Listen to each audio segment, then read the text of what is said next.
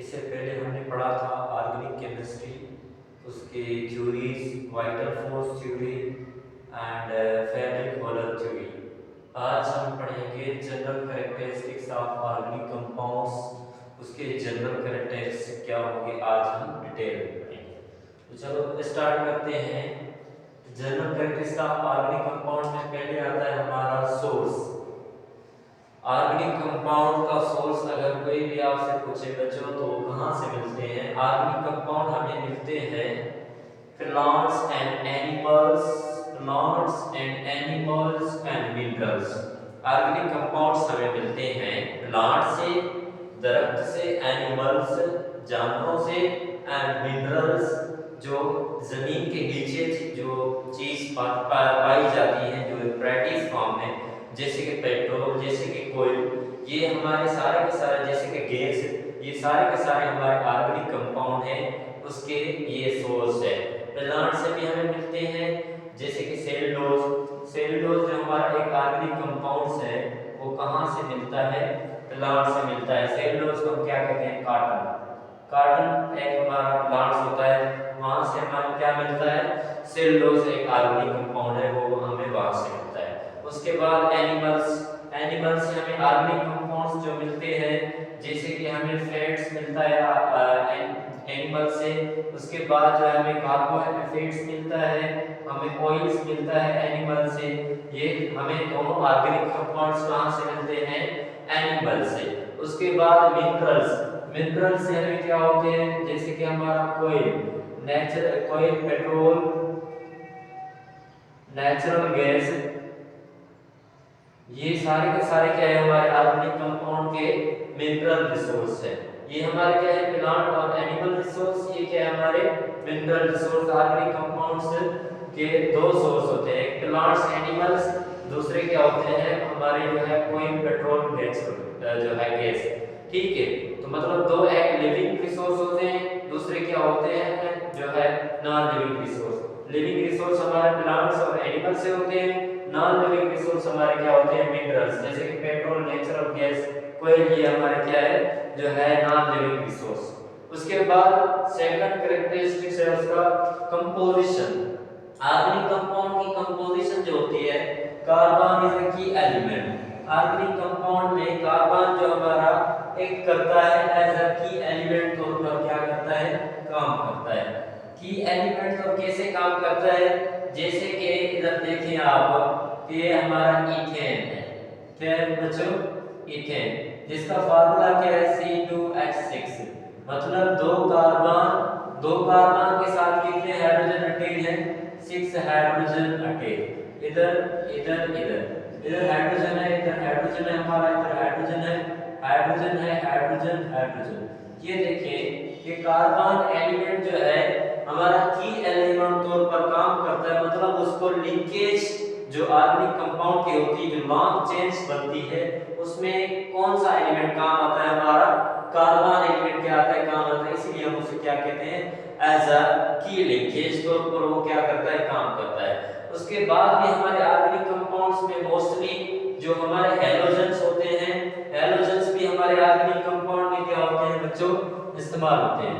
कैसे इस्तेमाल होते हैं? इधर देखें कि हमारा जो है CH3Cl, जैसे कि हमारा मिथाइल क्लोराइड, ये हमारा क्या है? Methyl chloride. मिथाइल क्लोराइड जो है हमारा एक ऑर्गेनिक कंपाउंड है। मिथाइल क्या है? हमारा रेडिकल है। तो रेडिकल कहाँ से आया? हमारा मीथेन से एक हाइड्रोजन गई है, तो हमें क्या मिला है? मिथाइल मिला है। तो मिथाइल क्लोराइड मतलब क्लोरीन एक हाइड्रोजन है, जो कि हमारा ऑर्गेनिक कंपाउंड के साथ इस्तेमाल हो रहा है। ठीक है, उसके बाद यूज एज अ हाइड्रोजन, उसमें मोस्टली जो हमारा हाइड्रोजन को कार्बन के बाद जो दूसरा इंपॉर्टेंट एलिमेंट ऑर्गेनिक कंपाउंड में होता है, वो क्या होता है? हमारा हाइड्रोजन होता है। याद रखें, ऑर्गेनिक कंपाउंड क्या होते हैं? हाइड्रोकार्बन्स होते हैं। हाइड्रोकार्बन्स कैसे बनते हैं? जब हाइड्रोजन और प्लस कार्बन का कॉम्बिनेशन होता है तो हाइड्रोकार्बन्स बनते हैं। देखें कि हमारा CH4 मीथेन, ये हमारा क्या है? हाइड्रोकार्बन। इसमें क्या है? एक कार्बन, चार क्या है? हमारे हाइड्रोजन। तो ये क्या है? हमारे हाइड्रोकार्बन्स है। उसके अलावा हमारे फ्लोरीन, क्लोरीन, ब्रोमाइन, आयोडाइन, ये ऑर्गेनिक कंपाउंड के साथ मोस्टली हैलोजन भी इस्तेमाल होते हैं। उसके बाद ऑक्सीजन, नाइट्रोजन, फास्फोरस ये भी हमारे उसके साथ क्या होते हैं, इस्तेमाल होते हैं। और ऑर्गेनिक कंपाउंड हमारे क्या होते हैं, दे में बी पोलर, वो क्या होते हैं, पोलर होते हैं। C2H5OH हमारा इथाइल अल्कोहल जो है वो हमारा पोलर है। उसमें ऑर्गेनिक कंपाउंड मोस्टली क्या होते हैं, नॉन पोलर होते हैं, लेकिन कुछ पोलर भी होते हैं। जैसे कि पोलर कौन सा है हमारा, इधर इथाइल अल्कोहल है, वो क्या हमारा पोलर ऑर्गेनिक कंपाउंड है। मोस्टली क्या होते हैं, ऑर्गेनिक कंपाउंड नॉन पोलर होते हैं। And non polar like organic compound non polar polar होते हैं जिस पर क्या होती है, चार्ज होती है। तो ये जब वाटर में डिसॉल्व होते हैं तो चार्जेस क्या करते हैं, प्रोड्यूस करते हैं। जैसे कि इथाइल अल्कोहल वो टूट जाते हैं, इथाइल आयंस में जो है मतलब कन्वर्ट हो जाते हैं। जैसे कि नॉन पोलर जो होते हैं, जैसे कि हमारा benzene, fats, oil, wax, cellulose, ये सारे के सारे क्या होते हैं, हमारे नॉन पोलर ऑर्गेनिक कंपाउंड होते हैं। ये इनसॉल्युबल होते हैं वाटर में। वाटर खुद एक अपना जो है मतलब पोलर कंपाउंड है, तो वो पोलर में सॉल्युबल होता है। क्योंकि ऑर्गेनिक कंपाउंड हमारे क्या होते हैं, नॉन पोलर होते हैं, वो नॉन पोलर में ही क्या होते हैं, हमारे सॉल्युबल होते हैं।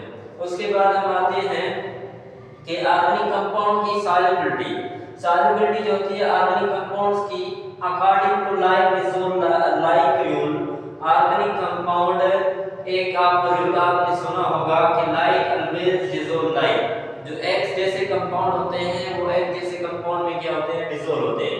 जैसे कि हमारा जो है पोलर ऑर्गेनिक कंपाउंड होते हैं वो पोलर में डिसॉल्व होते हैं। इधर देखिए organic compound are insoluble in water. Organic compound जो होते हैं हमारे इनसॉल्युबल इन वाटर होते हैं। क्यों इनसॉल्युबल होते हैं, क्योंकि वाटर खुद एक पोलर कंपाउंड है। ऑर्गेनिक कंपाउंड क्या होते हैं, नॉन पोलर होते हैं, तो इसलिए वो वाटर में क्या होते हैं, इनसॉल्युबल होते हैं। तो आपको पता है लाइक ऑलवेज डिसॉल्व लाइक, एक जैसे कंपाउंड में क्या होते हैं, डिसॉल्व होते हैं। Polar always dissolve in polar, non polar always dissolve in non polar. Organic compounds insoluble in water होते हैं क्योंकि वो क्या होते हैं, नॉन पोलर। वाटर क्या होता है, हमारा पोलर होता है। देखें non polar soluble in non polar solvents, जैसे कि हमारा बेंजीन, हमारा कार्बन डाइसल्फाइड जो है, हमारा ईथर, ये सारे के सारे क्या है, हमारे नॉन पोलर है, जो कि हमारे सॉल्युबल होते हैं नॉन पोलर में। उसके बाद में polar are soluble in the alcohols. जो पोलर ऑर्गेनिक कंपाउंड्स होते हैं, मतलब जो पोलर्स होते हैं वो ऑर्गेनिक कंपाउंड में सॉल्युबल होते हैं। ऑर्गेनिक कंपाउंड वो कौन सा ऑर्गेनिक कंपाउंड है जो नेचर में हमारा पोलर है, कोई भी आपसे पूछे तो वो है हमारा अल्कोहल, जिसका फार्मूला क्या है, C2H5OH। ये इथाइल अल्कोहल ये नेचर में क्या होता है, हमारा जो है पोलर होता है। उसमें पोलर ऑर्गेनिक कंपाउंड जैसे कि water, sulphuric acid, hydrochloric acid, ये सारे के सारे क्या हमारे पोलर है। वो अल्कोहल में डिसॉल्व हो सकते हैं क्योंकि अल्कोहल खुद एक ऑर्गेनिक कंपाउंड, लेकिन वो नेचर में क्या है, हमारा पोलर है। तो बच्चों क्लियर हो गया, आगे चलते हैं हम। उसकी बाद जो है उसकी थर्ड पॉइंट है organic compound melting and boiling point. Organic compound की मेल्टिंग एंड बॉइलिंग पॉइंट है, जैसे आप जानते हैं उसमें क्या होता है, हमारा कोवलेंट बॉन्ड होता है। कौन सा बॉन्ड होता है, कोवलेंट बॉन्ड होता है। कोवलेंट बॉन्ड आपको पता है ऐसा बॉन्ड जिसमें इलेक्ट्रॉन की म्यूचुअल शेयरिंग हो, उसी बॉन्ड को हम क्या कहते हैं, कोवलेंट बॉन्ड कहते हैं। तो बॉन्ड के टाइप्स होते हैं ionic bond, covalent bond, coordinate covalent bond. Ionic आपको पता है आयोनिक स्ट्रांग होता है क्योंकि उसमें एक मेटल होता है, नॉन मेटल होता है, उसको होल्ड करता है इलेक्ट्रोस्टैटिक फोर्स की वजह से वो क्या होते हैं, ज्यादा मतलब स्ट्रांग होते हैं। और हमारे कोवलेंट कंपाउंड जो है वो वीकर होते हैं क्योंकि उसमें क्या होते हैं, इलेक्ट्रॉन की म्यूचुअल शेयरिंग होती है। ठीक है, तो इधर देखें है कोवलेंट बॉन्ड, उसमें क्या होता है, कोवलेंट बॉन्ड होता है weaker then ionic bond.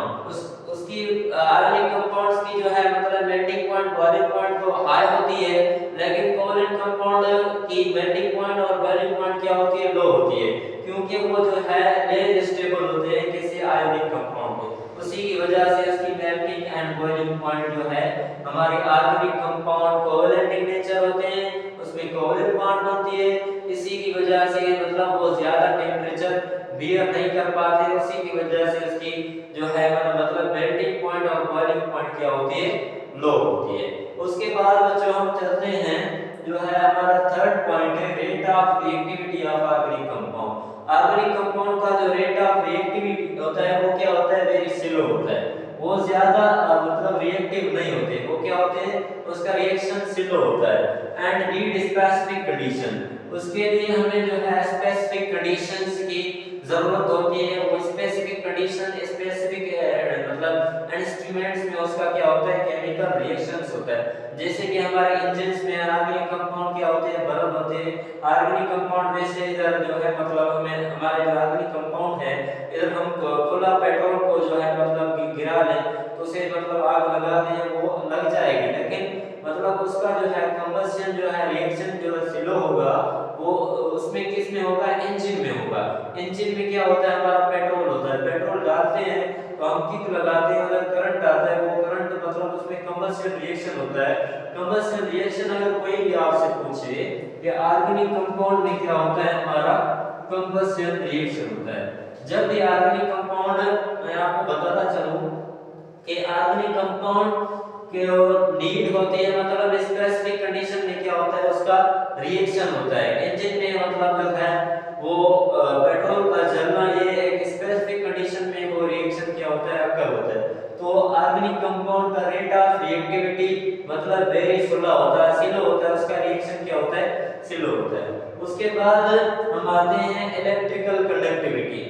Organic compound की इलेक्ट्रिकल कंडक्टिविटी क्या होती है, ऑर्गेनिक कंपाउंड जैसे कि आप जानते हैं ऑर्गेनिक कंपाउंड क्या होते हैं, मतलब नॉन कंडक्टर या इंसुलेटर होते हैं। जैसे कि फैट्स, ऑयल, पेट्रोल, ये सारे क्या है, हमारे इंसुलेटर होते हैं। अगर कोई भी आपसे पूछे पेट्रोल हमारा नॉन कंडक्टर है, ऑर्गेनिक कंपाउंड है, करंट कैसे पास होता है, तो आप उसे बताना कि पेट्रोल जो है इलेक्ट्रिसिटी कंडक्ट करता है, उसमें मेटल आयंस मौजूद होती हैं, उसी वजह से वो इलेक्ट्रिसिटी कंडक्ट करता है। तो ऑर्गेनिक कंपाउंड की इलेक्ट्रिकल कंडक्टिविटी नॉन कंडक्टर्स होते हैं because they are covalent molecules. उसमें क्या होती है, कोवेलेंट बॉन्ड होती है। तो कोवेलेंट बॉन्ड आपको पता है किसमें बनती है, CH4। जैसे कि हम देखें CH4 मीथेन को, मीथेन के पास कितनी हाइड्रोजन होती है, 4 हाइड्रोजन होती है। तो देखिए ये हमारा मीथेन है।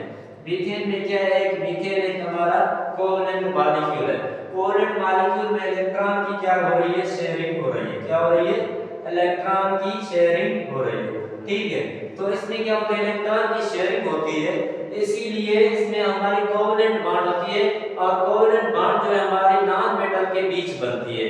इसलिए नॉन मेटल को आपको पता है bad conductor of heat and electricity होते हैं, इसलिए इससे करंट पास नहीं होता। हमारे जो ऑर्गेनिक कंपाउंड होते हैं उसकी इलेक्ट्रिकल कंडक्टिविटी जो होती है वो क्या होती है, मतलब बेड कंडक्टर होते हैं हीट एंड इलेक्ट्रिसिटी का, क्योंकि उसमें क्या होती है, हमारी कोवेलेंट बॉन्ड होती है। कोवेलेंट बॉन्ड नॉन मेटल के बीच में बनती है, नॉन मेटल हमारे इलेक्ट्रिसिटी कंडक्ट नहीं करते। उसके बाद हम आ रहे हैं दोस्तों कि हमारा combustion reaction. Combustion reaction organic compound का जो है मतलब कंबशन रिएक्शन होता है, वो बर्न होते हैं due to high percentage of carbon. जैसे कि हमारा पेट्रोल का जलना, पेट्रोल जलता है, क्यों जलता है, तो उसमें जो है मतलब आग जल्द में लग जाती है, क्योंकि उसमें बहुत सारी जो है कार्बन चेन्स मौजूद होती है, वो जल्द जो है बर्न होना शुरू कर देती है। ठीक है, जब भी ऑर्गेनिक कंपाउंड बर्न होते हैं, कंबशन रिएक्शन उसका क्या होता है, फास्ट होता है। और मैं आपको ये भी बताता चलूं, जब ऑर्गेनिक कंपाउंड जो है मतलब बर्न होते हैं, उसमें क्या होता है कि जब वो बर्न होते हैं उसको हम हीट देते हैं तो वो ब्रेक हो जाते हैं, उसे हम क्या मिलता है, वाटर मिलता है और कार्बन डाइऑक्साइड गैस मिलती है। इधर क्या मिलेगा हमें, जो है कार्बन डाइऑक्साइड गैस मिलेगा और प्लस में हमें क्या मिलेगा, जो है वाटर मिलेगा। तो आप ये ध्यान में रख लें, ये गैस है, ये एक हमारा लिक्विड है। जब मीथेन को हम डिकम्पोज करेंगे तो इधर से हमें क्या मिलेगा, कार्बन डाइऑक्साइड मिलेगा और वाटर मिलेगा। ये आपको ध्यान में रखना है। जब भी ऑर्गेनिक कंपाउंड हमारे बर्न होते हैं, डिकम्पोज होते हैं, उससे दो चीजें हासिल होती हैं, एक कार्बन डाइऑक्साइड, दूसरा क्या होता है हमारा वाटर क्या होता है, उससे हासिल होता है। ठीक है, तो कंबशन रिएक्शन मोस्टली जब वो बर्न होते हैं तो हमें क्या देते हैं, कार्बन डाइऑक्साइड एंड वाटर वो जो है प्रोड्यूस करते हैं। उसके बाद स्टेबिलिटी की बात आ रही है, less stable on high temperature. High temperature पर ऑर्गेनिक कंपाउंड क्या होते हैं, लेस स्टेबल होते हैं। लेस स्टेबल क्यों होते हैं, क्योंकि उसमें हमारी कोवेलेंट बॉन्ड होती है। कोवेलेंट है उसमें क्या होती है उसमें जो है मतलब ऑर्गेनिक कंपाउंड जो भी होते हैं उसमें क्या होती है हमारी कोवेलेंट बॉन्ड होती है। कोवेलेंट बॉन्ड एक is a weak bond than ionic bond. Ionic bond से हमारी कोवेलेंट बॉन्ड क्या होती है वीक होती है, उसी वजह से वो क्या होते हैं लेस स्टेबल होते हैं क्योंकि उसमें हमारी कोवेलेंट बॉन्ड होती है। कोवेलेंट बॉन्ड ज्यादा हमारी स्ट्रॉन्गर नहीं होती, वो जल्द जो है ब्रेक हो जाती है as compare to inorganic compounds. हमारे जो लेस स्टेबल होते हैं हमारे organic compound as compare to inorganic compound, क्योंकि उसमें कोवेलेंट बॉन्ड होती है, उसकी इतनी बॉन्ड स्ट्रेंथ ज्यादा मतलब मजबूत नहीं होती, इसलिए वो जल्द ब्रेक हो जाती है। वो ज्यादा टेम्परेचर को मतलब जो है बियर नहीं कर पाते, वो जल्द ब्रेक हो जाते हैं। आप जैसे कि पेट्रोल को देखिए अगर खुला रख दें वो क्या हो जाएगा, वो इवापोरेट हो जाएगा क्योंकि वो ज्यादा टेम्परेचर को बियर नहीं कर पाते, वो जल्द गैसियस फॉर्म में क्या हो जाते हैं कन्वर्ट हो जाते हैं क्योंकि उसकी केमिकल बॉन्डिंग क्या होती है वीक होती है। तो and as compare to inorganic compound, organic compound क्या होते हैं मतलब लेस स्टेबल होते हैं as compare to inorganic compound. तो दोस्तों ये था हमारा आज का lecture general characteristics of organic compounds, जो कि हमने उसको एक्सप्लेन किया। थैंक्स दोस्तों, अल्लाह हाफिज़।